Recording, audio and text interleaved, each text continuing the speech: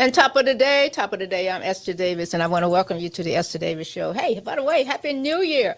What are you doing for the new year? We've gotten a lot of responses the last couple of weeks about my New Year's resolution, what I'm going to do differently about 2023. But today, we're going to start off the entire month, whatever, the entire year, with one of Dallas's, the state of Texas, icons. And we call her an icon of significance because, we use that word very loosely these days. It doesn't mean a whole lot. But my guest is the famous, the effervescent, the absolutely wonderful Miss Betty Colbert. Hey! Woo! I can't tell you how happy I am to have you over here. Well, thank you for that. I mean, we have put out Spider and I have put out notices so that people will not miss this show. Because if you do, we're going to continue to play it for you anyway. But so many people want to be. How you doing? I'm good. You have on red today. You ready for the February, March, April, and May? I'm ready for all of it. Ready? Yeah, and we celebrated Founders Day with Delta, so I'm sort of in that spirit. Yeah, still in that spirit. So, if I ever want to know anybody, your name comes up so often, that has done so much in this city, that transcended across the state of Texas and beyond. And I want to ask you, first of all, what is, out of all the things you've done, and this is a 50-minute show, so we're going to cover a lot in this 50-minute period. But out of all the things you've done, let's start here. What is most important to you? And then I'll tell you what's important to me. Betty Colbert.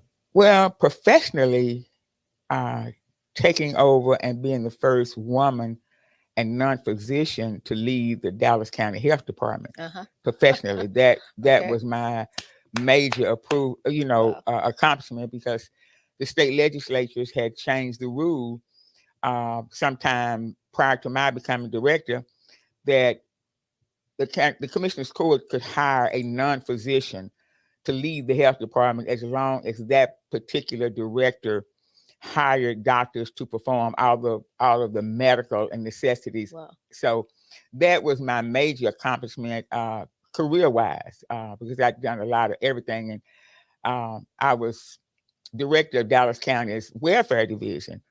And when that commissioner's court saw fit, Lee Jackson, in fact, saw fit to combine the department after Dr. Ferris went over to the feds, I was just honored that they chose me to lead that combined department. So growing that department, combining those departments, and then leading that department to a first-rate health and human service department in this state. And we were recognized state and national for our operations. So that was my greatest one professionally. Yeah, but let's see. Now it's my turn. You were the first African-American female chair of DFW board. Absolutely. DFW, as we well know, and here is what you're looking at right now, is a Dallas City Plan Commission, Duncanville Plan Commission, Dallas County Hospital District Board, Dallas Fort Worth International Airport. And that was one of the top 3 airports in the United States. Dallas Housing Authority. Now, I can remember bits and pieces of all of this, but my favorite duty of the icon, this is our icon of significance, is the DFW board. Black female, 3rd largest airport in the country, Betty Colbert. It was, and I have to give, because see, Dallas had never had a female. Fort Worth had, but Dallas had never. And Dallas had 7 slots on that board. Fort Worth only had 4, but Dallas had never had a female, period, let alone a black one. They never had a person of color to chair the board. It had always been white men from Dallas who chair that board, because the chair is chosen. Dallas serves 2 years. Okay. Fort Worth serves 1 year as the chair. And the nomination committee consists of the 2 mayors and the outgoing chair of the board. Those are the people who choose the incoming chair. And I have to give credit to Mayor Kirk, because Mayor Kirk stepped out of his lane and nominated me. Ron Kirk is our first black mayor in Dallas, Texas. Now, Dallas is the ninth largest city in the United States. But when Betty, we're talking about big time history here. We're talking about history where a Black female on the DFW board of the third largest airport in the United States, that was big news to us because we've always had American Airlines was Right. based here. Right. So American Airlines has a fleet of about 3,000 or 4,000 planes. I've done a little bit of homework. And you were director. What was the greatest thing you did while you were there, Betty? I think it's kind of hard for me to talk about what I Well, did. no, it's I'm not hard for sorry, me to but talk. Okay, I I'll can try. talk about it. I'll try. Well, when I got there, when I got there, and I looked as a board member, when I got there and I looked out in the audience of the staff, Yeah. number one, I saw no people of color. We had one person of color. We had two. The Okay. whole administration. Well, no, we had three. We had Mr. Stearns and his Black secretary. Then we Okay. had Vernon Evans, who was the auditor. And that was it. Give us a That's sense. all, Give us a all sense black. of how many staff members are in this meeting. Your average meeting had how many people? Well, we had probably maybe 20. Okay. Top level staff people Right. that would attend those meetings. Okay. Of course, Mr. Evans worked for the board. He was hired. The auditor is hired by the board. So Right. the executive director was hired by the board. Well, not only did that get me, with only 3 Black people in. I'm looking at the sea of professionals there every board meeting, and I see just these people. Then I said, it's kind of something wrong with There's this. something wrong with this picture. This picture, plus all 3 of those people from Fort Worth. Ah. So I said, Alex is not represented in any of this because we had 7 positions on the board. Mhm. How could 4 people have more power than 7 people? But it goes to show it's all about where your mind is, what your mindset is. Right. My mindset, and I think that that's one of the advantages of being an active employee someplace else.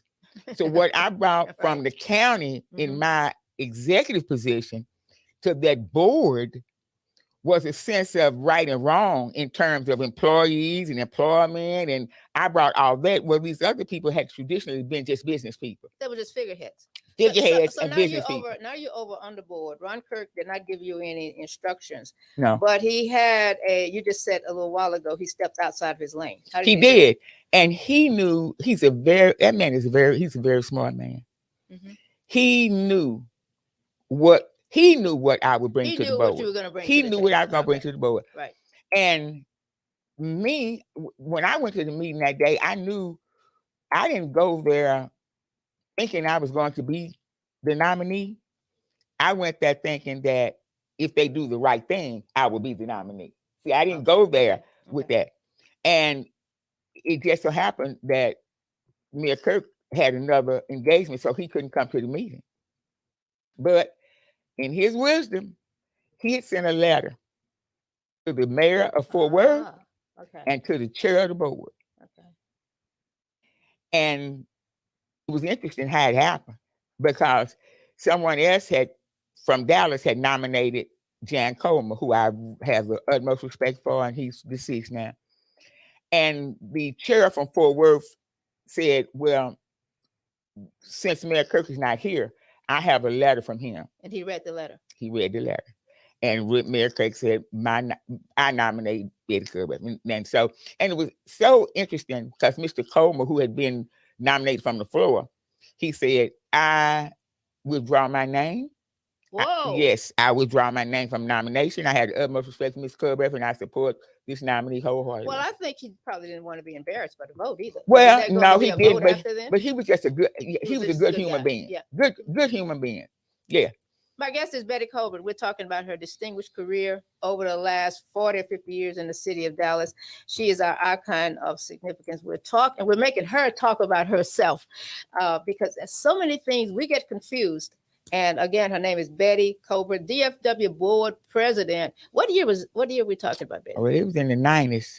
In the 90s. Yeah. The 90s. It's a shame I don't remember. I should remember that year. Yeah, you should. I tell you who will remember it is Diane Yeah, Waters. she will. Diane Waters, because in the we all know what a massive business the airports are around our country, around our globe, and just to have a black female there directing, and people knew who you were. Yeah. People were all over. Betty Colbert is the president of the board. Now you've got more people wanting to come out there to see Everybody you. was so excited. Of course, Betty, because I This is my phone. remember. Oh, that's Betty's phone ringing, and we're gonna let it ring because I need to Yeah. get through this Put it in the show. bathroom. So we'll let it stay where it is. Okay, but the DFW board, you had a few minorities that had concessions there at the time. Three. Three people. Who were they? I know Three. was Jethro Pugh one of them? Three. Jethro Pugh, Okay, Diane Waters, Diane Waters. and Marvin Robinson. That's right. Oh my goodness. Marvin Robinson. And they stayed out there. To get a concession stand at the airport is huge. It's a lot And of they this. they were all joint venture partners with a Anglo firm. They were Okay. not freestanding at that time. Well, that's a very important point. They were all I did joint not- venture partners. Yeah, they So were they not. part of something Yeah, else. Jethro was part of Paradise. Diane Waters was part of Duty Free, She sure was. and Marvin was part of was the Alpha Link of But he was a joint part. but he was a joint another, partner. yeah. And Marvin stayed until almost close to his death, didn't he? Oh yeah, absolutely. Wow. Yeah. All right, we're making Betty Colbert talk about herself. After the DFW board, you were there what, 2 or 3 years? Oh, I served 11 years. I served Whoa, eight straight years, and then I went off because it's an 8-year max. Yeah. So I went off and stayed off a year, and then I went back. Okay. I went back. That's Betty's phone again that's ringing, but we're gonna let it ring until I take a break. But- I'll take a break in just But a little nobody while. ever called me. So Well, I think we're live. So you oh. could be getting a lot of calls. So, okay, let's talk about the Dallas County Hospital District Board, because that you mentioned that a little while the other day. We're gonna let Betty talk to her phone. This is a real comfortable show. So she's gonna answer her phone, and we'll continue to talk about her. Because that's you kind of anyway. Okay, let me. Okay, I'm just gonna put this on silent. All right. Cut this out. All right. And if you go on Facebook, you won't have any trouble finding Betty Colbert. Some of the comments she has made will enlighten you on the history, the real history of the city, because she's very, very honest, very, very frank about it, and is not bashful at all. I have to say that. But we're going to continue to talk about what else she's done in the city. And you know what's important about these appointments? The most important thing is, where do you make a difference? Do you make a difference while you're there, or do you just occupy a seat while you're there? That's the most important thing. Betty is probably the most honest consultant you'll ever meet. So if you want to have something, I will volunteer her for you. You can just go into Facebook. I can. This is my show, Betty. I can say whatever. She'll talk to you, and you'll make. And she'll make a comment about it. Now we also we go to Facebook. We want to talk about where you were born. Oh. And I love the fact that you're from this other great family in the city of Dallas, a very renowned family. So you grew up with a lot of amenities. Is that putting it mildly? Because most people think all black folks grew up in a ghetto with water, with leaky roofs, and with 8 people in a bed, all of that kind of stuff. But you grew up with means. I can say that. Well, and that's one of the things today that bother me, because everybody wants to portray us all as being poor and not having enough to eat and barefooted and walking in the mud, and that is just not the case. Not true. I was born at Parkland Hospital on Maple Avenue, and during that time, of course, during segregated times, my mother was down in the basement where with the people having surgery and everything else. There was no maternity ward. Now they had black people were, regardless of what your condition was, you were in the basement. And you go over there now, you can look through little peepholes and see the basement where patients used to be. Even when kids would come to visit, you look down through there, and that's how you would visit your loved ones. You look down through this hole, this port. They were really vents. Okay. They were vents. Yeah. that vented the basement out. The basement had vents where the air could come out of the basement. But if you were outside of the vent, you could look down and talk to your loved one. But that's the way it was back then. A county supported hospital. We couldn't, but anyway. But I was born in Parkland Hospital, and but your family was very progressive. They were entrepreneurs. Oh, absolutely. They made money. Yeah, they did. And you had your own bedroom. I have to always say that because white people want to paint us in 6 people in a bed. Yeah, I always had my own bedroom, and only thing we didn't when my father we grew up in Short North Dallas. Well, it was Short North Dallas to us, but it was actually McKinney Avenue right down from Mockingbird Lane. It was Booker T Edition. Okay, Booker T Edition. Yeah, well, it was a black edition. Right off of Mockingbird Lane. Booker T Edition. If you going north on Central Expressway, if you take the Monticello exit and you cross over, everything that was north of Monticello was a black neighborhood. Whoa! Called Booker T Edition. There were free black people owned their own homes and owned everything over there. My Aunt Janie owned land there. My grandfather, George McGowan Sr., ran the store there. Wow. Out on what is now the Central Expressway Service Road was McKinney Avenue, the real McKinney Avenue. Okay. That the service road now was McKinney Avenue. Black people lived all there, all the way up to Mockingbird Lane, well, all the way up to the railroad track. The railroad track is what separated us from Highland Park. And most of the people, all the people there were professional people, and all those people who were not professionals worked in Highland Park. And my mother was the pastry cook for the Crows. She was a pastry cook. That was another wealthy family, white family. Right. And Trumbull Crow's family. Right. The Trumbull Crow family. My mother was a pastry cook, and my father worked for Pettigo Automotive because he had been a mechanic in the Army. And so while Uncle Alto was in the funeral business, my father said, well, I'm not going to work with the dead people. He wanted to work with the cars and the live people. So Uncle Alto went ahead and pursued the funeral business, and my father pursued the mechanic business. But we lived over there, and I guess I didn't realize. Right about we're getting an eyewitness accounting of a black woman born in Dallas, Texas, to a renowned family. So she keeps calling Uncle Alto, but it's Alto McGowan. McGowan, and half of the world is going to remember the McGowan funeral home. Right. And you bought the old Zale home building and renovated it. Right. Renovated it. Bought it from the Zales family. That's right. When they moved, that's when the Jewish migration went north. See, Jews were the original people in South Dallas. That's when I don't understand why black people want ownership to South Dallas. Y'all didn't own South Dallas. The Jews owned South Dallas. Black people owned North Dallas. Black people owned North Dallas. I remember Mabel Chandler, though. Yeah. Well, that was my Sunday school teacher. Now, she taught Sunday school at my church, but she also taught history at church and at school. And she told us that. Exactly. You're getting a lot of history from Betty Colbert. And we bought that building from the Zales family. Right. And Mr. Presswood financed it.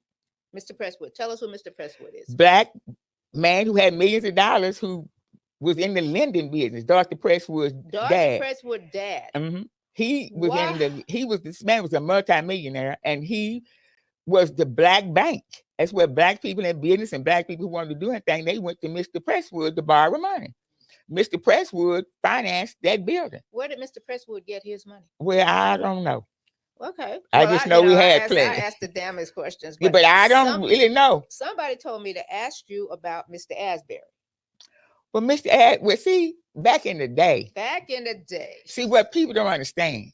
What back in the day, when black people were very independent and did all that they do, black people made money by any means necessary.